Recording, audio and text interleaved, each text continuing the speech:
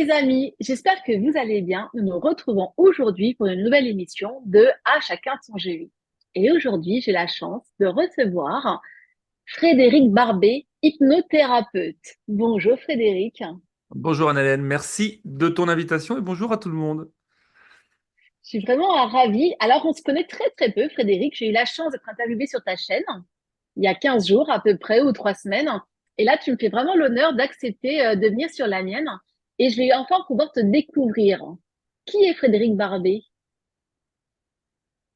Eh bien, il peut avoir même une difficulté à se définir lui-même, étant finalement dans un fonctionnement un peu comme une pieuvre, c'est-à-dire un peu hyperactif. En tout cas, on peut sûrement Ah caractériser oui? que Frédéric Barbet est un hyperactif et certainement aussi un personnage à nombreuses facettes dans son parcours de vie. Du banquier thérapeute aujourd'hui à celui qui cherche à diffuser avec tous les moyens à sa disposition et surtout YouTube, les moyens de se développer sur le plan personnel et sur le plan spirituel. On pourrait dire ça comme ça. Frédéric Barbet est en chemin, lui aussi, en permanence. Mais tu as été vraiment banquier? T'as été, comment ça, banquier thérapeute? Ah oui, oui, bah, première partie de mon expérience de vie. Pendant 16 ans, j'ai travaillé dans une grande banque. En relation, toujours quand même cette idée de la relation, en relation client, en permanence pendant toutes ces années. Euh, et je pense que c'est uniquement par loyauté, puisque mon père a travaillé dans cette même banque d'ailleurs, ce qui est très amusant. J'ai quelques membres de ma famille qui sont aussi dans cet espace-là. Et moi, je crois que par loyauté, je m'y suis engouffré jusqu'à ce que ça ne le fasse plus, parce que j'ai eu la chance de faire 2 burn-out. J'en ai Ah fait oui. un premier et comme un con, vu que j'ai pas compris, je suis retourné jusqu'à revivre un deuxième bon burn-out pour essayer de créer une prise de conscience que je n'avais rien à faire dans cet univers-là. Et c'est vrai que le 31 juillet 2014, je ne suis plus allé retravailler. J'ai abandonné mon poste, j'ai prévenu personne. J'étais cadre hein, dans la banque, j'avais un poste assez chouette et j'y suis pas retourné. Terminé parce que je préparais gentiment ma reconversion. Je suis un pur produit de la reconversion dans l'expérience de la thérapie transpersonnelle. Je me suis formé pendant 8 ans, hein. Donc pendant 8 ans, je suis resté dans la banque tout en me disant putain, quand est-ce que ça va se terminer? Et un jour, ça Qu'est-ce qui s'est était terminé. difficile pour toi? Qu'est-ce qui était difficile pour toi à la banque? Qu'est-ce qui était difficile? Mhm. Pourquoi t'en pouvais plus? Moi, ce qui vraiment m'épuisait, c'était cet aspect, on va dire, lié aux chiffres, quoi. Le chiffre, La le pression? chiffre. La pression? La pression, pas du tout la relation, parce que moi, j'ai entretenu, j'espère, en tout cas avec mes clients, en fait, j'étais banquier comme je suis un peu thérapeute aujourd'hui, quoi, tu vois. C'est-à-dire que je respectais évidemment les règles de la banque, mais pas toujours ce qu'on me demandait de faire, parce que je suis quand même surtout un sale gosse. Je suis, on va dire, un peu provocateur, et j'aime faire ce que j'ai envie de faire. Donc, il y a plein de choses que je n'ai pas du tout réalisées. Il y a des objectifs que je ne remplissais pas parce que ça ne me parlait pas, ça ne répondait pas à mon éthique. Alors, évidemment, si tu veux, j'ai toujours dit que si pour être libre dans ces endroits-là, il fallait que je respecte au maximum les règles quand même, et il fallait surtout que je sois très bon. Parce que qu'est-ce que tu veux reprocher à quelqu'un qui, oui, est un petit peu à côté de la plaque sur deux, trois trucs, mais tout le reste, il cartonne tout, tu vois. Donc c'est vrai qu'on m'a foutu la paix plutôt royalement parce que je faisais ça un petit peu à ma manière, avec la relation qui est la mienne, et j'ai toujours aimé ça, j'ai toujours aimé l'humain, hein. Et donc ça a cartonné, tu vois, ça a marché, mais du feu de Dieu. Mes équipes, c'était vraiment un bonheur parce que je manageais aussi des équipes. C'était vraiment une grande joie. Après, voilà, d'abord, vendre des produits bancaires, c'était pas trop mon kiff quand même. Mais à ma manière, c'était cool. J'ai quand même aussi accompagné des entreprises. J'ai accompagné des professionnels à se développer. Ça, c'était vraiment très, très agréable. Mais la pression quotidienne du chiffre, sans vision du long terme, ça me gonflait joyeusement. Et puis voilà, ça s'est effondré, mon corps s'est effondré et c'était cool. Ça m'a permis de comprendre que il était temps que ça change. En tout cas, ça c'est pour Et la donc, première partie de reconversion. vie. Ouais, ouais, alors moi je cesse de me reconvertir, hein, puisque aujourd'hui l'accompagnement thérapeutique, je l'ai fait pendant pas mal d'années, on va dire jusqu'au premier confinement où bah, on n'a pas plus, on a pu plus travailler, et je me suis encore réinventé, donc je suis très très créatif et je me réinvente en permanence dans la vie. Donc moi j'ai le sentiment d'être en reconversion permanente, à créer mes métiers, à créer ouais, mes différentes facettes pour me combler et j'espère combler aussi une part de ma communauté. Qu'est-ce qui te passionne aujourd'hui? Ce qui me passionne, c'est vraiment, et ça c'est une question intéressante, c'est dans tout ce que j'entreprends, je me questionne sur le pourquoi. Parce que ce qui fait qu'on se lève le matin, c'est quel est le sens de la mission aujourd'hui? Pourquoi je me lève? Alors ce matin, pourquoi je me suis levé? Bah, je savais qu'on allait se rencontrer, je savais que j'allais pouvoir parler de trucs que j'aime, pouvoir aussi être au contact de personnes peut-être qui ne me connaissent pas du tout. Mhm. Ce qui me fait vibrer, c'est cette idée que toutes ces petites actions mises bout à bout permettent, voilà, de créer une sorte de grande chaîne énergétique. Moi, je vois ça vraiment comme une toile d'araignée autour de la Terre, qui est quand même légèrement en souffrance. Et je me dis que chaque petite action que je fais, quelle qu'elle soit, contribue à mettre un petit peu plus de lumière dans cette toile autour de la Terre, c'est-à-dire tous ces gens qui sont en éveil, tous ces gens qui sont en parcours. Certains qui sont peut-être au tout début, qui comprennent rien à tout ce qui est en train de se passer, d'autres qui sont plus avancés, mais n'empêche que chacun, on est quand même, je suis convaincu de ça, en train de construire, et j'espère vraiment du fond du cœur un nouveau monde, quoi. En tout cas, quelque chose qui puisse venir euh, vaincre cette obscurité qui est quand même une chape de plomb sur la Terre. Alors, peut-être que je vais passer pour un illuminé en disant ça, mais c'est pas très grave. Mais c'est vraiment ce que je ressens profondément et ce pourquoi je me lève le matin. Et quelles que soient les petites missions que je fais, hein, tu vois, c'est... Déjà, c'est énorme, hein. Ta chaîne YouTube, j'ai vu, il y a énormément d'abonnés. Tu es à 160 000 ou 70 000 abonnés, je crois. Et il y a ouais. beaucoup de vidéos gratuites d'hypnose pour le bien-être, justement. Oui, alors c'est l'orientation hein, que j'ai prise. C'est amusant parce que la chaîne YouTube, je l'ai créée, ça doit être en 2015. En fait, l'idée initiale, c'était de pouvoir aider mes consultants à travailler. Parce que moi, je suis convaincu que entre les séances, il y a cette nécessité de mettre de l'énergie et de l'action dans ce qu'on entreprend. L'hypnose, c'est terrible parce que ça génère une croyance profonde que tout va se faire tout seul, ou que c'est le thérapeute qui va le faire, c'est le côté un peu baguette magique. Et ça me gonfle. Tu peux pas imaginer ce côté touristique qui existe autour de l'hypnose. Alors c'est mal me connaître, parce que mes consultants me connaissent bien. S'ils viennent me voir, c'est qu'ils vont en chier un peu, quoi. C'est que je vais les faire bosser. Et tous les autres ne Alors, reviendront. de quelle façon tu les fais travailler? Alors justement, la genèse de la chaîne, c'était ça, pour juste finir de te répondre sur cette question. Pardon. C'était au Ouais. début, tu sais, je leur filais des fiches de ce qu'on appelle les prescriptions de tâches hein, en hypnose. Euh, c'est de créer des rituels, c'est de créer des ancrages. Et ils foutaient rien, évidemment. C'est ça, je leur en voulais même pas, tu vois. Et puis j'ai découvert YouTube que bah, j'y allais moi pour moi, tu vois, me développer. Et je me suis dit, mais c'est génial comme truc, je vais créer des petites vidéos et je vais leur dire, bah, si vous voulez travailler sur le souffle, la relaxation, etc., parce que moi, je voulais les faire travailler sur le corps, essentiellement, eh bien, je leur filais les liens vers mes vidéos. Donc, j'ai commencé par une dizaine de vidéos, tu vois, et je leur filais les liens. Je suis pas sûr qu'ils aient beaucoup plus travaillé, mais je me suis surtout rendu compte qu'il y avait énormément de gens que je connaissais pas qui allaient, parce que moi, je savais pas du tout, tu vois, mettre mes vidéos en privé ou en public, je j'y connaissais rien.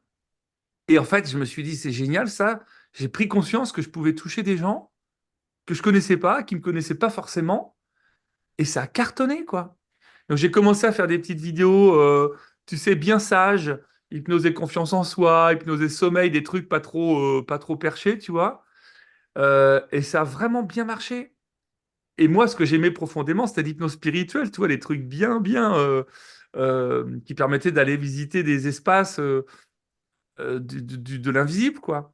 Et puis, bah, plus le temps passe et plus je m'autorise à faire des choses complètement, parfois un peu empreintes d'étrangeté ou de bizarrerie, mais moi qui me parlent et qui font Comme voyager. quoi, par exemple? Bah, tu sais, quand tu fais des rencontres avec les gnomes ou que tu vas visiter l'Atlantide ou alors moi je suis convaincu que tous ces espaces existent, sont des réalités, tu vois. Mais voilà, de l'extérieur, ça peut paraître un peu étrange. Et parfois, je reviens effectivement sur des sujets un petit peu plus cartésiens, sur l'amélioration du sommeil ou de l'estime de soi, par exemple. Donc voilà, la chaîne est vraiment née de ça, de ce désir de faire progresser mes consultants.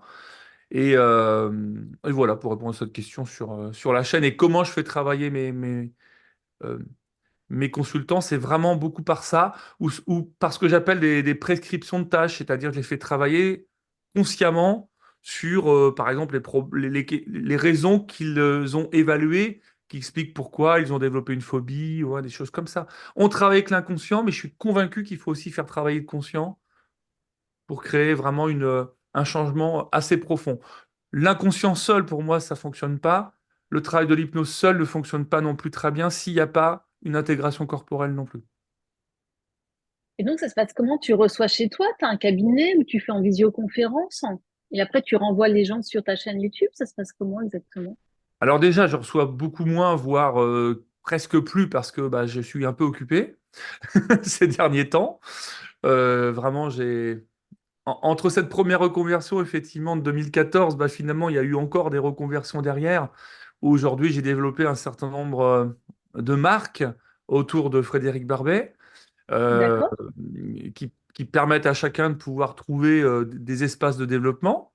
Mais la chaîne YouTube reste vraiment le nerf, tu vois, la colonne vertébrale.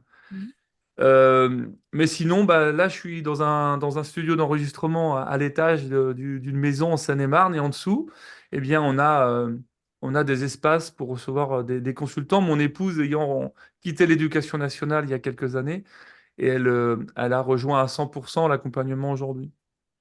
D'accord.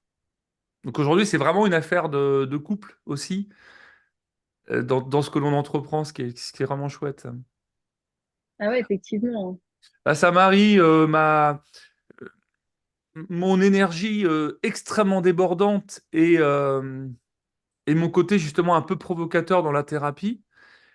Mais être provocateur, ça ne veut pas dire être un pauvre con qui va secouer inutilement le cocotier. C'est vraiment d'aller en plus percevoir, parce que j'ai toujours le chic d'aller toucher au bon endroit très vite.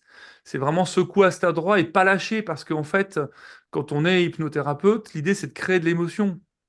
S'il n'y a pas Mhm. d'émotion, il ne se passera rien. Moi, je cherche toujours le pic émotionnel. Et quand il y a ce pic émotionnel, on va installer du changement, soit par de la suggestion, soit par de la mise en mouvement corporel. En tout cas, c'est à cet endroit qu'il faut défiger quelque chose. Et c'est vraiment cette thérapie. Moi, je suis thérapeute transpersonnel avant d'être hypno, tu vois. L'hypnose est venue rejoindre mes accompagnements, mais je suis d'abord dans cette vision transpersonnelle de l'être, avec cette nécessité de prendre en conscience le corps, les émotions, le mental, et la spiritualité, qui est un pan très très particulier de l'espace transpersonnel. Parce que je me suis vraiment Justement, tourné à ça. quelle est ta spiritualité? Ah, c'est une question très très complexe, hein, cette question-là. D'ailleurs, c'est là aussi complexe que de dire c'est quoi pour toi la spiritualité. Mais en tout cas, Mhm. dans ma carte du monde, parce que c'est juste ça, c'est d'être dans la capacité, à chaque instant, d'accueillir tout ce qui est là en moi. Euh, alors c'est facile cette idée de c'est vivre l'instant présent. Je souhaite bon courage, hein, parce que moi je sais pas faire. Je crois que c'est un leurre absolu en plus dans notre culture, parce qu'il faut prendre en compte la culture judéo-chrétienne. Il faut prendre notre euh, espace sociétal en compte. Moi, on m'a jamais appris à faire ça, hein, donc je pense que je ne sais pas le faire. N'empêche que je m'efforce à le faire. Donc c'est comment j'essaie de m'approcher toujours de cet instant où je suis capable d'observer en moi tout ce qui me traverse. C'est ce côté, je me mets en témoin. Mhm. Et d'accepter toutes les parts qui sont en moi. Et ça, c'est quand même pas le truc le plus cool parfois à faire. Accepter ma part joyeuse, comme toi, je la ressens en moi tout de suite là. Je me sens joyeux là, donc et passionné. Alors ouais, oh, super, j'accueille la part passionnée en moi. Pour moi, c'est la spiritualité. Et qu'est-ce que ça fait dans mon corps? Tu vois, je sens toute l'énergie, ça me gratte dans la tête. Enfin, je sens beaucoup de choses qui me traversent corporellement. Il y a une espèce de volcan énergétique qui me traverse. Et puis, peut-être que dans une seconde et demie, il faudrait que je sois capable aussi d'accueillir la part en moi qui va être empreinte de tristesse parce qu'il y a une pensée qui va me traverser, tu vois? Et pour moi, c'est ça. Et d'accueillir toutes mes parts d'ombre, toutes mes parts d'obscurité, toutes mes parts violentes à chaque instant et de pouvoir leur dire welcome, bienvenue à ça parce qu'elles ont toutes une bonne raison d'exister.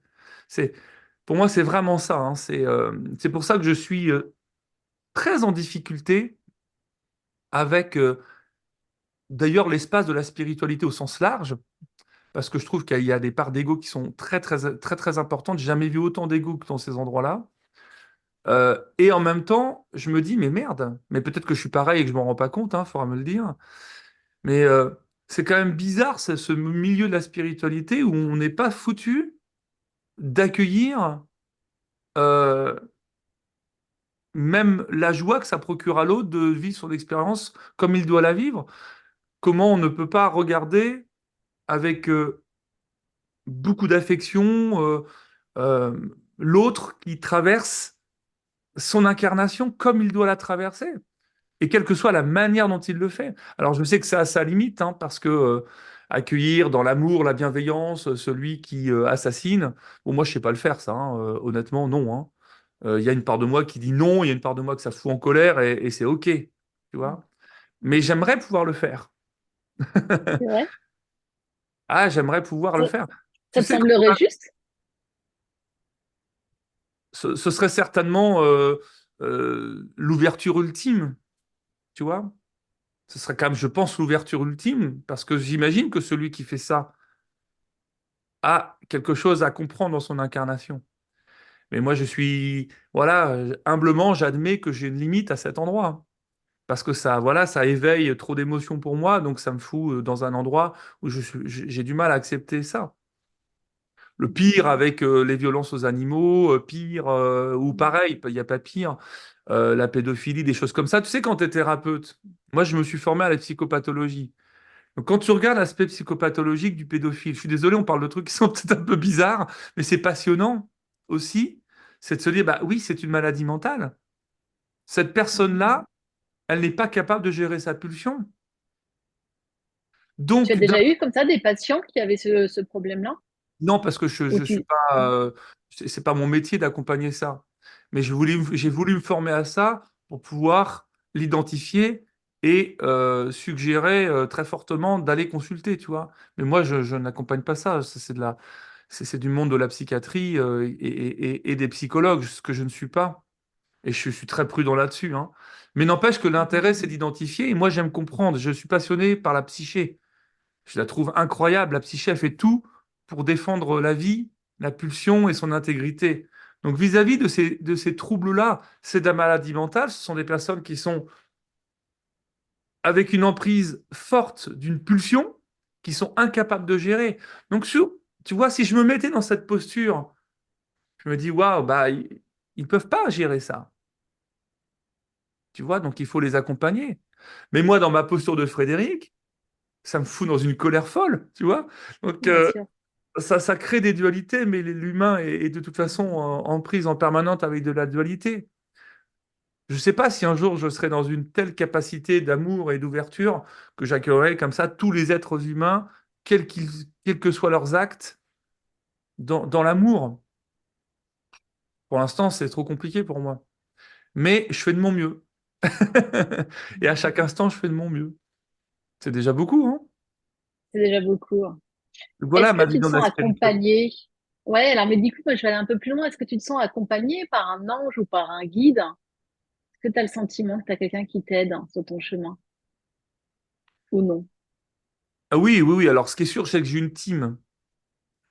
Ouais. Euh, Il y a une team. Parce que je me suis un peu foutu la paix avec cette nécessité d'arriver à identifier ce qui c'est et ce que c'est. Mhm. J'ai longtemps voulu savoir. Et jusqu'au jour où j'ai rencontré une médium qui m'a dit, mais en fait, on s'en fout, quoi. C'est Elle clair. me dit, pourquoi tu essaies de savoir qui c'est, mais adresse toi-même au divin, quoi. Quelle que soit comme la façon dont on l'appelle, qu'on l'appelle Dieu ou qu'on l'appelle une puissance ultime ou toi, même moi, je ne cherche plus à mettre de mots parce qu'en fait, je m'en fous. C'est Mhm. cool. J'ai compris que c'était pour moi pas important. Ce que je sais, c'est que selon mes actes, que je fasse par exemple un travail énergétique ou que je travaille malgré moi en médiumnité, parce que je ne cherche pas à faire quoi que ce soit, mais en fait, j'ai pas forcément les mêmes perceptions, les mêmes visions de ce que c'est. Parfois, c'est très concret. J'ai même un guide qui ressemble un peu à Dumbledore, tu sais, dans Harry Potter. Ah oui? J'ai longtemps voulu savoir qui c'était. Et en fait, vu qu'il n'est pas très causant et d'une puissance folle, qui passe plutôt son temps à m'engueuler qu'autre chose, Tu euh, l'entends? ouais, ouais, je vois, j'entends. Et quand c'est comme ça, souvent, j'ai une sorte de double vision. C'est-à-dire que je vois l'autre, enfin, comme toi, je te vois, mais au milieu, il est là, quoi. Il y a une espèce de D'accord. filigrane qui est très intrigant. Bah, ça me donne de l'information, en fait, évidemment. Parfois, c'est mon animal pouvoir en chamanisme parce que je suis initié au chamanisme. En tout cas, peu importe, Mhm. ce sont des guides. Effectivement, ça c'est un petit peu plus large. Eh bien, bah voilà, ils me recadrent dans mon parcours, quel qu'il soit, quoi. Évidemment, ils donnent de l'information au quotidien, en permanence, selon mes actes, selon ce que je fais dans la vie. Mais Donc, tu dis aussi que parfois c'est bien. Il n'est pas là que pour te recadrer, il est là aussi pour t'encourager. Ou il vient alors, essentiellement oui, pour te oui, oui, recadrer. bah, lui, il est assez, il est assez cadrant et c'est ce que j'aime, tu vois, parce que bah du coup, notamment dans les décisions importantes dans ma vie, bah il est souvent là pour me faire entendre. Si j'entends pas, il va parler plus fort et c'est quand même assez chouette. Euh, mais c'est très encourageant, c'est très guidant et c'est très, ça participe justement à mon pourquoi, le fameux mindset, hein, l'état d'esprit dont on parlait tout à l'heure. Pourquoi je me lève le matin, lui particulièrement, il est très aidant à cet endroit-là, ouais. Donc c'est C'est une super. grande force. Ouais, c'est une vraie. Bah, c'est en chamanisme, on parle de force, hein. C'est vraiment ça. Ce sont des présences qui me donnent énormément de force. Moi, tu sais, je travaille entre 12 et 15 heures par jour. Si j'avais pas cette team, ce serait plus compliqué. Je te dis, je suis vraiment très hyperactif. C'est comme ça, c'est ma nature. J'ai besoin de dépenser beaucoup d'énergie, sinon je ne serais pas bien. Mais cette team me donne de la force. Parce que ça donne quand même, ça éclaire le parcours, hein, quand même, hein, très sérieusement, hein. Tu vois, moi je les vois comme des premiers de cordée, c'est-à-dire que ils ont de la lumière dans les mains et puis ils illuminent un peu le parcours avant que j'y aille, donc c'est quand même assez chouette. Il y a Tu des te choses sens que jamais seul? Comment? Tu te sens jamais seul? Non, bah non, non, jamais, jamais, non, absolument pas seul, non, jamais. Et comme mon épouse est aussi encore plus connectée que moi, t'imagines le couple d'enfer, quoi. Ça s'arrête un peu jamais, et comme on passe des âmes aussi, bah, il y a toujours du monde pour qu'on soit passeur d'âme. Enfin, tu vois, t'imagines les journées, quoi. Il y a Alors, quand même est-ce que des tu as moments encore où on des dit, projets? Est-ce qu'il y a encore des projets qui t'animent avec tout le travail que tu as déjà? Est-ce que tu arrives encore à créer? Toi, tu disais que tu crées sans cesse. alors là, j'ai des projets déjà qu'il faut que j'accomplisse.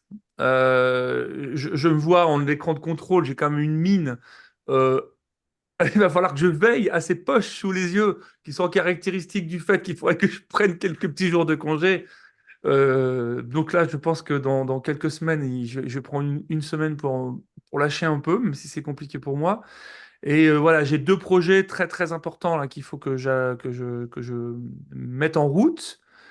Des projets de boutique en ligne qui m'animent depuis très longtemps et des projets de formation en hypnose qui m'animent aussi depuis très longtemps. Et puis dans la foulée, je vais enchaîner aussi sur un contrat que j'ai signé avec Larousse pour un livre. Voilà, ça aussi, il faut que je focus Bravo! à fond. Ouais, c'est cool. J'en ai écrit quelques-uns chez des éditeurs un petit peu plus confidentiels, mais mais j'ai quand même eu une très belle visibilité sur un certain nombre de titres. Bon, Larousse, c'est une grande enseigne, hein, donc je suis ravi sur la thématique des mémoires karmiques qui me passionne. Voilà, donc tu vois, tout ça, c'est cette année. Il va falloir déjà travailler là-dessus et on verra après. Qu'est-ce que Donc, tu peux ne nous me en pose dire plus la alors sur question, je les... ne veux pas entendre la question, c'est qu'est-ce qu'il y a comme Pas de, projet après, parce que pas de sinon, je vais y souci. aller. Mais justement, tu peux nous parler des mémoires karmiques? Ah oui, je peux. Alors, je peux en parler, et puis tu m'arrêtes si je suis bavard, hein, parce que je pourrais parler de ça pendant des Non, non, heures. mais vas-y. Oui. Euh, Déjà parce que j'ai cette conviction dans l'accompagnement, hein, d'ailleurs thérapeutique, que pour régler une problématique de sa vie, quelle qu'elle soit, d'abord, souvent, ce que je fais dans l'accompagnement, c'est que moi, je vais déjà regarder ce qui se passe dans notre vie à nous, parce qu'il y a quand même cette réalité qui est notre vie intra-utérine, qui, là aussi, me passionne terriblement, c'est matrice périnatale, dans lequel beaucoup d'expériences se forment. La façon dont on arrive au monde, qui est très très contributive de la manière dont on est au monde, évidemment, je trouve. Et puis après, bah, toutes les pets, tous les pets de la vie, je les appelle, hein, tous les emmerdes qu'on a eues, les familles dans lesquelles on est arrivé, les expériences de notre humanité. Voilà, ça explique quand même aussi, sans aller chercher des trucs perchés, euh, beaucoup de nos troubles psychiques. Nous sommes des êtres en conflit psychique en permanence, et voilà, des fois ça fait comme ça peut, et quand nos mécanismes de défense ne fonctionnent plus, et bah voilà, on voit des expériences phobiques arriver, des troubles obsessionnels, il y a des gens qui partent dans des dépendances, etc. Mais c'est aussi lié à nos réalités de la vie, quoi. Mhm. Euh, c'est important parce que là, on parle de trucs qui sont aussi très, très ouverts, etc. Mais moi, je suis aussi très, très ancré dans cette réalité, hein, parce elle existe. C'est important. Oui, oui. Enfin, moi, je trouve qu'on est d'abord des êtres incarnés. Donc, le plus important, et on en parlera d'ailleurs sur les mémoires karmiques, c'est pas tant ce qu'on va y découvrir, c'est qu'est-ce qu'on en fait là. Ça, c'est vraiment fondamental, je trouve, hein. Sinon, on fait du Mhm. tourisme spirituel et puis on n'en fait rien et ça sert à rien. Et puis, si jamais on ne trouvait pas la source dans notre expérience incarnée. Moi, j'aime bien aller regarder aussi dans le transgénérationnel. Ça, c'est le deuxième Mhm. temps, je trouve, de l'expérience thérapeutique. Parce que c'est une réalité et en plus, c'est quelque chose qui se prouve par la science aujourd'hui on a hérité, on a un héritage transgénérationnel, évident, sur cette Alors génération. attends, je te coupe ça. Tu utilises l'hypnose pour aller voir le transgénérationnel? Comment tu fais? Ça peut être un outil. Moi, j'ai d'autres outils comme notamment le génosociogramme, qui est celui que j'aime mieux. C'est comme un arbre généalogique que l'on crée effectivement de manière un peu plus inconsciente, parce qu'à la rigueur, on s'en fout de savoir que t'étais tata ou arrière-tata, elle s'appelait Marcel ou je ne sais quoi. C'est surtout qui elle était, quelle force elle avait, quelles étaient ses maladies. Voilà, de quoi on aurait pu hériter. C'est d'arriver à voir de manière créative. C'est comme un arbre généalogique, mais créé de manière très créative, en couleur, pour C'est arriver. compliqué à faire, hein. C'est plusieurs séances, en tout cas. C'est compliqué, c'est long à faire. Non, mais ce que je veux dire, c'est que pour trouver ces informations-là, c'est pas forcément facile à avoir. C'est justement pour ça qu'on ne le fait pas vraiment en un arbre généalogique. On peut aller chercher l'information à l'état civil, par exemple, interroger sa famille, etc. C'est parce que c'est pas inintéressant, mais on va surtout se fier à notre expérience inconsciente. Donc, on peut aller créer des expériences d'hypnose pour aller chercher l'information. Mhm. Parce que dans ce cas-là, qu'est-ce qu'on fait des gens qui sont nés sous X? Ils Bah peuvent pas. oui, Bah, bien sûr que si, ils peuvent, parce qu'ils ont une mémoire. Ça va pas être une mémoire comme les autres, mais il y a bien une mémoire à l'intérieur de nous qui sait. On a et bien. là, tu es d'accord, hein. Là, tu utilises l'hypnose, hein, pour ça, tu es Ah bah obligé. complètement. Bah, complètement, ouais. D'accord. Il y a une expérience expansée de la conscience, qui peut être de l'hypnose, qui peut être une expérience de voyage holotropique, de rebirth, même de relaxation, un truc assez simple, tu vois. Une expérience en tout cas qui mette dans un état expansé où on peut retrouver l'information. D'accord. D'accord? Et dans ces cas-là, cette information, on va la ramener et on va construire comme ça petit à petit notre arbre. Et puis à un moment donné, on va prendre du recul et puis on va regarder ce qui s'y passe. et on va voir tous les liens. Et on va se... Merde! J'avais pas pris conscience que toutes les femmes avaient vécu des fausses couches. Merde, j'avais pas vu qu'en fait, tous les hommes, sur autant de générations, il y avait de la violence. Ça veut pas dire qu'on va pardonner, ça veut dire qu'on va mettre de la lumière là-dessus. Et donc, il y a ensuite tout un temps de travail où on va mettre de la lumière. Mais moi, je le fais avec de manière créative, hein. Je sors de la peinture, je sors des paillettes, je sors tout ce que tu veux. Et sur C'est l'arbre vrai? généalogique, bah, bien sûr, on va venir consciemment mettre de la lumière. Et on peut bien sûr travailler sur le pardon, on peut écrire des lettres, on peut faire plein de choses. Et ma J'adore. question, c'est que quand tu mets toute cette lumière, est-ce que du coup, ça te coupe? Ah bah, tu, tu, tu- tu imagines le pouvoir dans l'invisible que ça a, ce truc? Parce que quand on va le faire dans le cœur, parce que bien sûr, ça va pas se faire comme ça, quand on va le faire avec beaucoup de conscience, beaucoup de présence, bah, c'est comme si on allumait des tuyaux de lumière à fond dans notre transgénérationnel. Après, moi, je vais faire aussi du travail concret debout, devant son arbre généalogique, où on va s'adresser à différents membres de la famille, enfin, ça, pour exprimer ce qu'on a aussi à dire. Ça a une puissance, ce truc, c'est de la bombe atomique, hein, je dis souvent, c'est d'une puissance énergétique. Attention, hein, c'est un truc, ça remue, hein, très, très, très fort. C'est tr- c'est Donc, très libérateur. ça règle mais ça règle. C'est très rigolo parce que quand on travaille là-dessus, même sur la génération au-dessus, sans qu'on leur dise qu'on est en train de travailler ça, ça dénoue. Parce qu'en fait, c'est celui qui travaille, hein, qui libère pour toute la famille, hein. La famille, elle est ce qu'elle est, mais celui qui travaille, c'est celui-là qu'en chie quand même, hein. Je dis toujours, c'est Ah oui, celui qui bien sûr. thérapeutique qui galère, hein, Bah, bien sûr. et il rend Mm. service à lui-même, et puis il va venir libérer pour tous ceux qui vont venir. Il va nettoyer pour les enfants, les petits-enfants, etc. C'est un travail qui est magique, quoi, hein. Et Ça puis, demande beaucoup de courage. ça demande beaucoup de courage. Ouais. Ça demande. J'aime pas trop cette notion de courage. Je la comprends pas trop, cette notion de courage. Ça demande de l'énergie, ça demande de l'implication. Ça remue quand même, hein. Ça remue, Ah bah, ça remue non? fort, ouais, ça remue fort, ouais. Bah ouais. Et des Alors, fois, je ne sais peut-être pas qu'on si n'a ça pas demande du envie. courage. Bah, en tout cas, moi, je suis pas là pour forcer, hein. Non, mais bien sûr. Donc, c'est le temps. C'est pour ça que c'est un temps long. C'est un temps long thérapeutique, tu vois. Donc, c'est chacun à son rythme. Déjà, souvent, il faut pas mal de séances pour arriver à poser tout le monde. Je suis désolé, j'avais coupé les petits sons. C'est un temps long pour poser tout le monde sur son arbre. Tu sais, parfois, on passe une séance entière juste pour poser une personne, parce que ça Mm. remue déjà. Mm.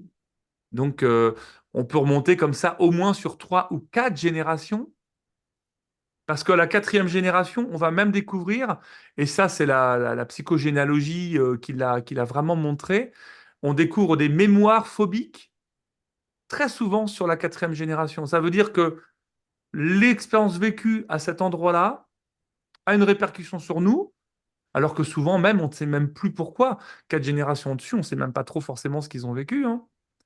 Mais quelqu'un qui s'est noyé, par exemple, ou qui a vécu une guerre, ou je ne sais pas, ou qui a été emprisonné, parce que ça, j'ai vécu souvent ça, qui s'est retrouvé enfermé, eh bien, on peut développer soi-même une phobie, une claustrophobie, par exemple, alors que c'est pas notre histoire.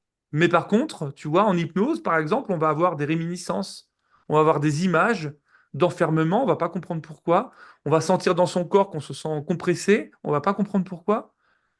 Alors là, et je vais faire le lien avec ta question que tu m'as posée il y a 1h45, bah, il y a peut-être un transgénérationnel, une mémoire transgénérationnelle.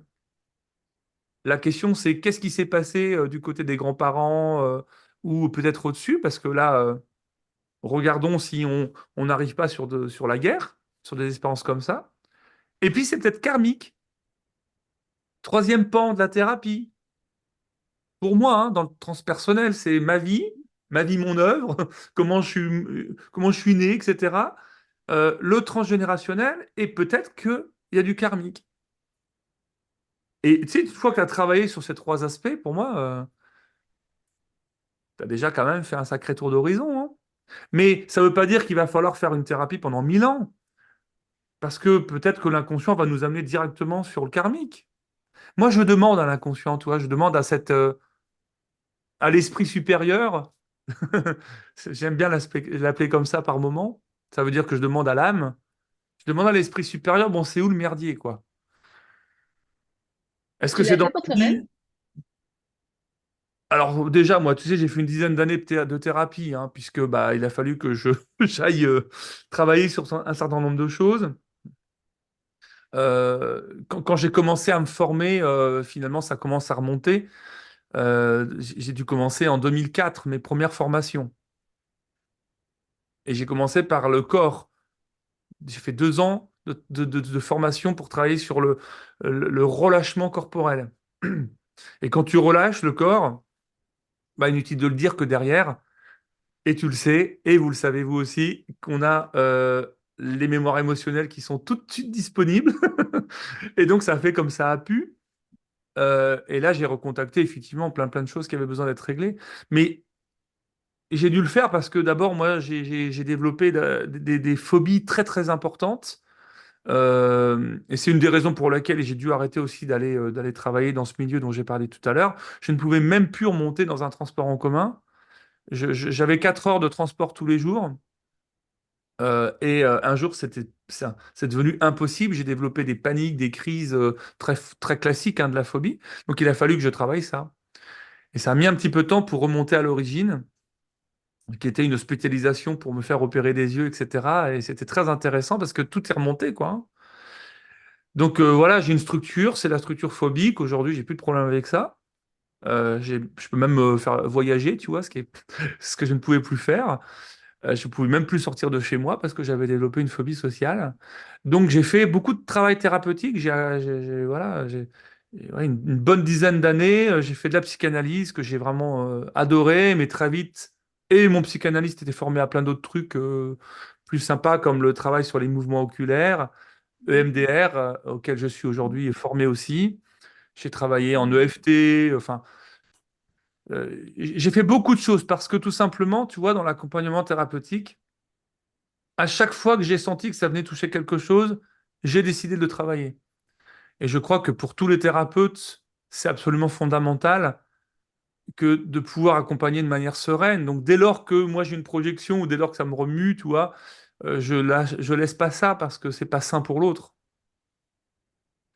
Tu vois, c'est très égoïste, je trouve, en tant que thérapeute, que de pas faire quelque chose de ça, que de pas s'investir dans son expérience de libération personnelle parce que c'est le meilleur moyen d'accompagner l'autre qui n'a pas à porter nos fardeaux, hein.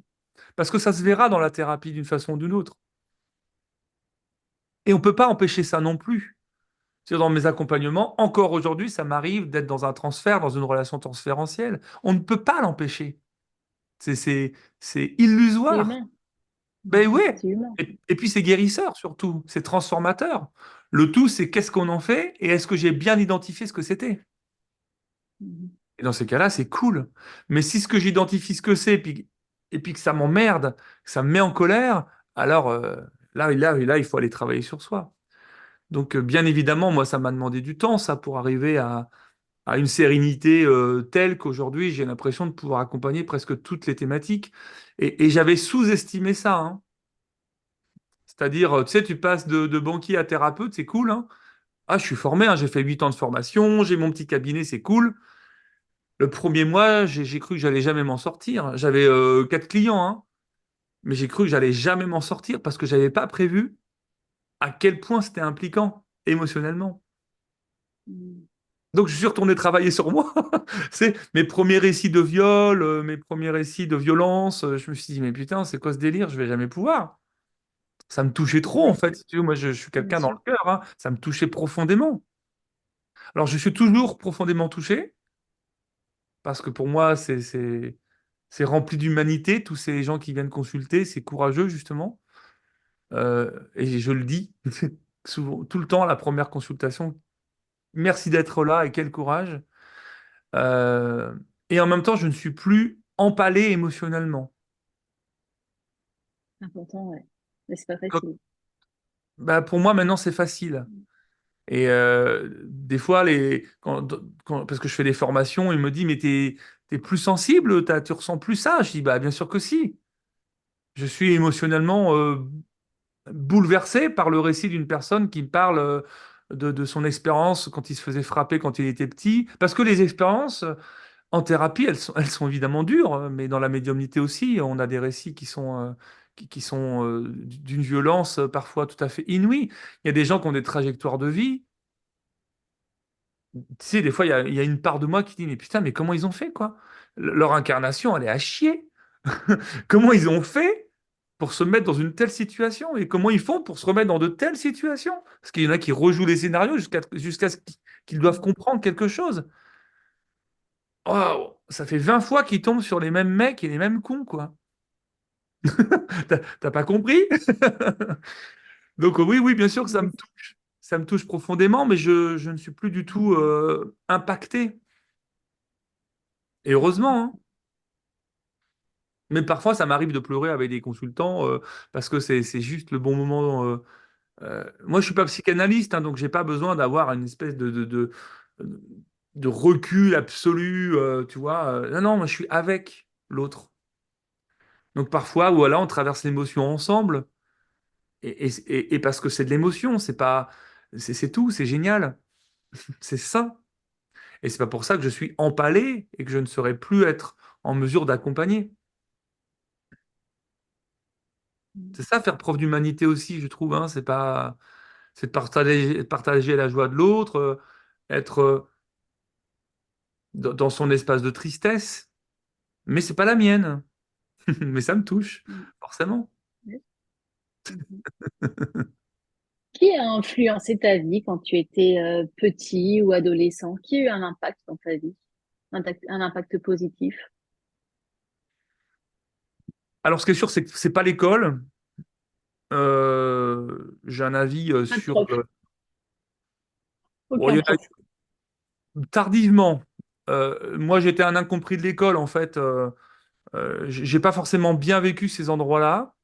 euh, Parce que j'étais très. On disait de moi, parce que j'étais ce que j'étais, mais on disait de moi que j'étais très étourdi, que j'écoutais pas, que j'étais dissipé.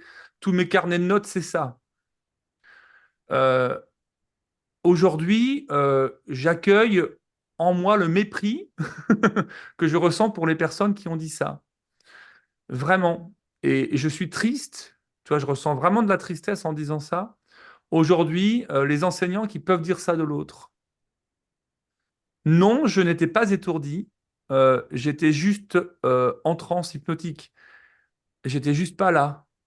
Euh, j'étais quelqu'un d'assez inadapté à pouvoir rester 8 heures par jour sur un banc à écouter des trucs chiants qui probablement ne m'ont pas apporté grand-chose dans la vie, parce que je ne crois pas que l'école apprenne grand-chose dans la vie, malheureusement. Si je suis dur, pardon, et je m'en excuse pour les enseignants, et en plus je suis marié à une ancienne enseignante. Mais en tout cas, c'est pas que ça apprend rien, je crois que ça apprend pas l'essentiel. Voilà. Je pense qu'on n'apprend pas à aimer, je pense qu'on n'apprend pas à avoir confiance en soi, surtout pas. C'est plutôt l'inverse. Je pense qu'on n'apprend pas la liberté. Et c'est triste. Alors moi, je regardais par la fenêtre quand j'étais petit, tu vois, et puis je m'imaginais à faire autre chose. Et non, il fallait absolument que je revienne pour écouter la parole sainte. Et c'est insupportable. Euh, Parce que à 12 ans, les enfants peuvent pas faire ça. Leur construction cérébrale n'est pas capable de ça. Les enfants sont en transe. Donc c'est pas possible pour eux, en fait. Donc non, ils sont pas étourdis, ils sont juste en train à la fois d'être capables d'écouter, même si c'est pas très intéressant malheureusement, et en même temps ils sont capables d'être dehors.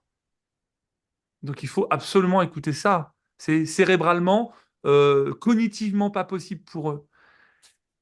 Et je me bagarre plus vraiment, mais tu sens qu'il y a encore un peu de mépris et de colère en moi, et je le dis hein, parce que je l'assume. Mais c'est compliqué quoi. Après au collège, ça a été aussi très compliqué. Euh, En fait, je suis plutôt inadapté. Si tu veux, j'ai passé plutôt 30 ans de ma vie à m'incarner, en fait. En disant ça, tu as tout compris. Moi, j'étais perché et les gens qui m'ont inspiré, oh, bah, c'est plutôt les anges, c'est plutôt les gens avec qui je pouvais parler dans un autre endroit, plutôt que les gens dans cette vie-là, quoi. Dans cette incarnation-là que je comprenais pas vraiment. Pourquoi on me forçait à vouloir faire des trucs qui me faisaient chier, quoi? Moi, je m'en foutais d'apprendre l'histoire de France. C'est fini, l'histoire de France. Enfin, enfin, c'est fini. Aujourd'hui, je relis, tu vois. Aujourd'hui, je réapprends beaucoup de choses. Je crois que j'étais finalement assez handicapé de mon incarnation, hein. Donc, c'était surtout pas dans l'école que j'ai appris les choses. C'est surtout pas. Et tu vois, j'ai 3 enfants aujourd'hui. Il est probable que je sais pas si les 3 auront le bac un jour. Les 3 ont choisi de se réorienter. Les 3 ont quitté le système éducatif normal, normal, toi, truc qu'on nous a dit que ce serait bien de faire, pour avoir un CDI parce qu'il paraît que c'est bien. Alors, il y a le parent en moi que ça vient faire vriller, un peu agité, parce que je suis encore un peu avec ces trucs-là, forcément. Même si je m'en suis libéré moi-même, il y a encore une petite partie qui dit, putain, qui s'interroge. Et puis une autre qui dit, mais c'est cool. C'est cool, ils ont compris que c'est pas en allant jusqu'à bac+1000 qu'ils vont apprendre à être des gens super dans la vie, quoi. Et Ils ont encore une quel fois, âge, tes enfants? j'ai rien contre les gens qui font des études, qu'on comprenne bien, Ouais, hein. J'ai rien contre ouais. ça, j'ai pas de problème avec ça. J'ai juste un problème sur le fait que c'est dur aujourd'hui de trouver une alternative à ça. C'est ça le truc. Et que si tu cherches une alternative, eh bien voilà, tu vas parfois avoir ce poids, ce truc de plomb qui va te dire que c'est pas bien pour toi. Mais merde, quoi. Et qui mieux que moi peut savoir ce qui est bien pour moi? Et mes enfants, ils ont entre 16 et 22 ans. Et ils ont tous envie d'entreprendre dans la vie. D'entreprendre, d'être des vrais entrepreneurs dans la vie. Ils ont envie de créer des trucs. C'est des créateurs. C'est génial. Donc, je suis surtout vraiment heureux de ça parce que quelque part, je pense qu'ils ont vu aussi comment j'avais choisi ma vie. Donc, bah, ils vivent ça, ils voient ça. Donc, visiblement, c'est un peu inspirant. Donc, c'est cool. Je dis pas que c'est ce qu'il faut faire et je dis pas que c'est parfait. Et je dis que c'est ce qui me correspond. Et j'aurais aimé qu'on puisse m'autoriser à vivre ça beaucoup plus pleinement, tu vois, dans ce système scolaire. Moi, je suis d'une génération où le lycée professionnel, c'était de la merde, où c'était pour les débiles, Non. Mm, tu vois. mm. Moi, j'ai 2 enfants Encore, hein, maintenant. qui sont dans une expérience Mm, professionnelle. Ça va mieux. J'ai entendu encore des choses un peu méprisantes à cet mm, endroit. Mais n'empêche qu'ils sont épanouis, ils s'éclatent, et eux, ils ont envie de créer des choses, ils ont envie d'entreprendre. Donc, à quelque part, vraiment, c'est... euh, voilà, j'ai quand même répondu à ta question. C'est pas dans ce système, en tout cas, que j'ai trouvé du soutien, mm, parce que je n'y étais pas dedans, en fait. mm. Mais en n'y étant pas dedans, ah, bah, il y a aussi toute ma structure corporelle et énergétique et mentale qui souffrait, parce que de ne pas être incarné, c'est terrible pour le corps. Et tu vois, je parlais de phobie, etc. Je pense que tout ça était aussi lié au fait que j'étais pas là, en fait. J'étais pas là, vraiment. Ah ouais, bah oui, t'es étourdi, t'es dans la lune. Bah ouais, ouais, en fait, c'est vrai. Donc ça m'arrive beaucoup moins parce que j'ai appris à investir le corps et que ça va beaucoup mieux. Évidemment, mon corps est beaucoup moins en souffrance. Donc je dis, et c'est pour ça que je dis à chacun, il y a tout ce qui est du domaine de, oui, l'ouverture spirituelle, d'aller contacter des machins, de sortir. Mais c'est pas là que ça se fait en fait. C'est rentrer, revenez à l'intérieur, ressentons à nouveau tout ce qui nous habite dans le corps. Alors c'est très contradictoire parfois avec les expériences que je peux proposer, hein. Toi, j'ai une chaîne YouTube, tu en as parlé, qui propose des expériences d'hypnose pour aller se barrer, etc. Mais en fait, il faut revenir. Rien ne se passe autrement que là. Je sais pas comment le dire. Je comprends. Et moi, j'ai mis 20 ans à comprendre ça. J'ai mis 20 ans parce que je percevais plein de trucs, je comprenais plein de trucs. Tu sais, j'ai vécu un moment de ma vie où quand je sortais dans la rue, je savais tout de l'autre. Et c'est pas égotique, hein. J'avais toutes les informations de l'autre. Et je savais même comment il allait mourir. Tu te connectais ou ça venait naturellement? Encore une fois, c'est un truc un peu. C'est comme une matrice qui se branchait devant moi. Je voyais, en fait, je voyais tout devant moi. J'avais l'histoire qui se déroulait devant moi. C'était horrible. Donc c'est pas cool. Enfin, moi, je veux pas ça. Donc, quand je sortais, et le pire, c'est dans les grandes surfaces. Je comprends pourquoi j'aime toujours pas ça, d'ailleurs. C'est des lieux, pour moi, énergétiquement, qui sont horribles. Euh, Mais dès que je regardais quelqu'un, je me connectais à son âme, en fait. Et j'avais toutes les informations de son âme. Alors peut-être que tout ça est un leurre, hein, toi, peut-être que je me suis raconté une histoire, mais en tout cas, je te dis simplement ce que je voyais et ressentais à ce moment-là. Donc ça passait par mon corps et je lisais, en fait, c'est comme une matrice où je lisais tout de l'autre. C'était facile, hein, mais à Lire tout quoi? de l'autre, c'était quoi? Son caractère, par exemple? Son caractère, les épreuves de sa vie, c'était quoi? Qu'est-ce que t'arrivais? Quelles informations tu avais? C'est comme si, parce que c'est une représentation, hein, c'est comme si j'accédais à ces annales akashiques, ce qui est probablement pas vrai, parce que je pense qu'on ne peut pas accéder à celle de l'autre sans qu'il n'y autorise, mais c'est comme si je pouvais y accéder. C'est-à-dire, j'avais son histoire depuis sa naissance, son transgénérationnel, son karmique, et tout ça se mélangeait en même temps. Mais c'est une sorte de claire connaissance. C'est comme si en une seconde, t'incarnais ça. Comme si en une seconde, tu te branchais à son incarnation. Mais c'est juste horrible. Parce que moi, Ouais, je voulais pas j'imagine. ça m'intéresse pas. Je veux pas savoir comment notre va mourir, et puis ça sert à quoi? Et j'en fais quoi? Donc en fait, j'ai demandé à ce que ça s'arrête. Simplement, hein, j'ai dit, si c'est pour vivre ça, moi, ça m'intéresse pas. Et puis moi, j'étais en repli sur moi à ce moment-là. Tu vois, je voulais même plus sortir. Tout ça, c'est dans cette même période, hein, de repli total. On est en 2005. euh, et petit à petit, je refusais de sortir de chez moi parce que je vivais tout ça. Donc j'ai demandé à ce que ça s'arrête en nommant le fait que si c'était pour vivre ça, moi, ça m'intéressait pas, quoi. Je ne savais pas quoi en faire. J'estimais qu'il y avait rien à en faire. Je ne devais pas avoir accès à cette information. Ah bah, ouais, ouais, ça s'est coupé tout de suite, hein. Ça s'est arrêté. Tout s'est arrêté.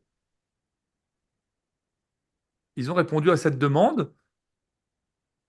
Et est-ce que tu ressentais ce que tu arrivais à lire? C'était seulement par rapport à des étrangers ou ça pouvait t'arriver avec des membres de ta famille? Non, j'avais aucune information euh, concernant les membres de ma famille. Pour les membres de ma famille, alors c'est pas zéro, il n'y avait pas forcément plus rien. Parfois, il m'arrive. Enfin, c'est très déstabilisant et très chiant pour les enfants parce qu'ils peuvent pas trop me mentir parce que je sais. C'est ça. Je sais pas comment je le sais, mais je le sais. C'est-à-dire que je sais à peu près où ils sont, je sais à peu près ouais, où ils vont. Mais c'est terrible, quoi. C'est dur à décrire. Je suis pas très clairaudient, clairvoyant, pas trop, mais je suis très clairsentient. Je sais exactement ce qui se passe dans mon corps et il y a une sorte de claire connaissance et je sais, quoi. Donc tu peux pas trop me Mhm. pipoter parce que je le sais. Et c'est pour ça que je fais jamais de mauvaises rencontres, par exemple. C'est génial. J'ai énormément confiance. Tu vois, on se rencontre là. Tu disais, on se connaît pas beaucoup. Bah, viens sur ma chaîne, c'est cool. Je viens chez toi. Sûrement, je croiserai plein d'autres personnes et je fais juste confiance à ça. Parce que si jamais je suis au contact avec quelqu'un et que ça va pas le faire, ça va me demander un centième de seconde et je vais dire non. Ah oui. Et j'ai pas à chercher pourquoi. Je sais pas pourquoi il faut pas y aller. Je sais pas pourquoi, mais je vais pas y aller. C'est Bah, cool. merci alors, hein. Ouais. Avec beaucoup Bah, de tu joie. gagnes beaucoup de temps. Tu gagnes Bah, beaucoup de temps. non. Enfin, j'ai surtout appris à faire confiance en ça parce que je pense qu'on est tous capables de ça, hein. C'est pas, j'ai pas de don, j'ai pas de truc spécial, hein. On est tous capables de ça. Juste aujourd'hui, bah, j'accepte ça et j'accepte de me faire confiance là-dessus sans avoir à avoir un mental qui cherche à valider le scénario. Non, je m'en fous. Ah, ça fait gagner un temps fou, hein. Et alors, ça fait bizarre de l'extérieur, évidemment. Parfois, c'est on coupe une relation ou on s'engage dans une relation alors que quelqu'un d'autre t'a dit, oh non, non, surtout, faut pas y aller. Euh, laisse-moi, laisse-moi mon libre arbitre et laisse-moi, laisse mon âme décider pour moi, s'il te plaît. Donc voilà, une fois que tu aujourd'hui, c'est beaucoup plus serein parce que bah, j'ai réhabilité les endroits de ma propre médiumnité sans avoir à subir. Mais ça m'a demandé du travail parce que quand tu demandes à couper, des fois là-haut, bah, ils coupent, hein. Et ils sont drôles, hein. Tu demandes, bah, ils te font, hein. Par contre, comme un con, tu demandes derrière pendant des années, s'il vous plaît, réouvrez un petit peu le canal. Vas-y, tu vas comprendre. On va te le réouvrir, mais tu vas bosser un peu avant. Et ça, c'est vraiment très drôle. Et je pense que ce que j'ai compris de cela, tout simplement, c'était que c'est beaucoup plus serein de se reconnecter. Alors, on peut pas appeler ça comme on veut. Moi, je parle ma médiumnité. C'est pas, tu vois, je suis pas capable de faire un contact défunt dans une salle, tu vois. par exemple, je ne vais pas faire ça. Il y a des gens qui font ça très très bien. J'adore aller là-dedans d'ailleurs, on y va souvent. Je ne sais pas faire ça. J'ai d'autres capacités, mais c'est beaucoup plus serein en ayant les deux pieds sur terre, en étant profondément incarné. Et voilà, pour moi, ça a beaucoup plus de sens que d'être, tu sais, d'être coupé du monde, d'être coupé de la terre, comme je pouvais l'être, d'avoir toutes les informations. Ouais, super, mais quelle souffrance en fait, hein, quelle souffrance. Je comprenais rien à ce qui se passait dans ce monde, moi, hein. T'imagines le banquier à ce moment-là? Qu'est-ce que je foutais dans ce train de banlieue, accroché à ma barre comme un con, là, pour aller faire un métier dont je comprenais pas forcément tout, mais qui me faisait kiffer parce que je voyais des gens et je comprenais ce qu'ils voulaient, tu vois. C'était quand même bizarre, hein. Il y avait une dissonance totale et Dieu merci, en fait, la dissonance, puisque je l'ai pas comprise petit à petit, elle a été brutale et c'est trop cool, quoi. Toutes les périodes de burn-out, de dépression et tout, c'est extraordinairement transformateur si on veut bien vouloir le faire, en faire quelque chose. Mais mes consultants, ils comprennent pas ça. Ils viennent dans une dépression. Je fais youp! Il est C'est fêlé. vrai. Ouais, je suis en plein burn-out. C'est génial! Alors, je minimise pas, hein, c'est un peu de la provocation, toujours, hein. C'est génial. Vous faites comme vous voulez, mais si vous voulez, ensemble, on va en faire un processus de transformation. C'est trop bien. Par contre, Très rassurant. vous pouvez continuer à vouloir mourir si vous voulez, hein, mais, euh, mais si vous voulez encore venir me voir, franchement, et je leur dis surtout, en plus, ça tombe bien, j'en ai fait deux des passages comme ça dans ma vie. Ça ne veut pas dire qu'on va en faire des exemples, mais je crois comprendre la souffrance que vous traversez, quoi. Ça donne T'imagines, de l'espoir. c'est un peu différent, hein, comme accompagnement que oui et Ah, c'est super. ah, Merci beaucoup, Frédéric. On va arriver à la fin de ah notre non, interview. Oui, ça y est. pas Quel drôle. est le petit mot, justement, pour la fin? Qu'est-ce que tu aimerais nous transmettre? Euh, Peut-être très simplement que votre espace de libération, votre espace d'ouverture, de mon point de vue, il va se faire dès lors que vous accepterez d'être encore un petit peu plus en contact avec tout ce qui vous habite à l'intérieur. C'est parce que nous ressentons des sensations corporelles, c'est parce que nous vivons des émotions, quelles qu'elles soient, parce qu'il n'y a pas d'émotions négatives, ça n'existe pas. Il y en a qui sont plus agréables que d'autres. C'est parce que il est possible d'accepter tout le flot de pensées qui nous traverse, parce que, en tout cas, pour ceux qui habitent en Occident, bah moi, je ne sais pas comment il est possible d'arrêter ce flot de pensées. En tout cas, tant mieux si vous y arrivez. Mais en tout cas, je crois que c'est plus on accepte ces différents aspects de nous-mêmes à travers ces manifestations-là, plus on accepte d'ouvrir les bras à chacune de ces manifestations en disant bienvenue, bienvenue à mon corps, bienvenue à mes sensations, bienvenue à mon mal-être, bienvenue à ma maladie, bienvenue à toutes les pensées, qu'elles soient chouettes ou toutes les pensées les plus bizarres, les plus obscures, les plus immondes. Bienvenue à ma joie, bienvenue à ma tristesse, bienvenue à mon mépris. Je me suis autorisé tout à l'heure parce que c'est OK. C'est plus on va ouvrir ses bras à ce bienvenu et qu'on l'accepte dans notre réalité, et plus ça va ouvrir les capacités de chacun. C'est pas en fuyant, c'est pas en se branchant, c'est pas en se branchant en permanence grâce à l'hypnose, c'est pas en fuyant cette réalité de notre incarnation que ça va se faire. En tout cas, je crois pas que ça puisse se faire comme ça dans la lumière. Revenez au corps, revenez aux sensations, revenez aux perceptions et welcome à tout ça. J'en suis convaincu, hein.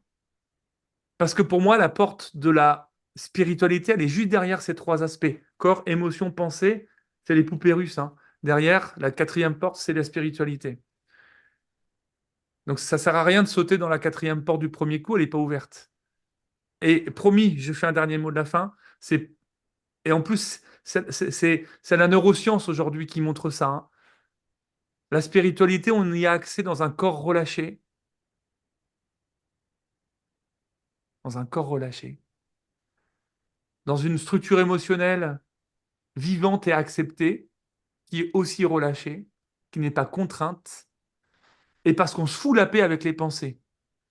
Mettons-nous par rapport à nos pensées, qui est peut-être la plus grosse difficulté dans notre société, mettons-nous juste en posture de témoin. Si déjà je suis capable d'accueillir juste de côté les pensées qui sont en moi, c'est déjà beaucoup. Ça sert à rien de vouloir les stopper. Non, je suis observateur de mes pensées. Point. Alors, derrière, vous allez ouvrir la porte vers votre spiritualité et la façon dont vous voulez la vivre, parce qu'elle n'est pas universelle, hein. Voilà, j'arrête. Merci. Avec joie. Vraiment, merci pour ta sincérité, ton optimisme. Tu vois, tu nous as donné vraiment la pêche et ça, c'est chouette. Et ben, je vous invite vraiment, si vous avez besoin de Frédéric, allez sur sa chaîne YouTube, allez voir aussi sa boutique en ligne qui est très, très riche. Et puis, ben, éventuellement, prendre rendez-vous avec toi si tu as encore des créneaux, si tu continues un petit peu à le faire, ou ton épouse qui est dans le même chemin que toi. C'est super. Merci, Frédéric. Merci infiniment et merci à vous. Les amis, comme d'habitude, je vous embrasse très, très fort. Je vous dis à très bientôt pour une prochaine émission. Au revoir.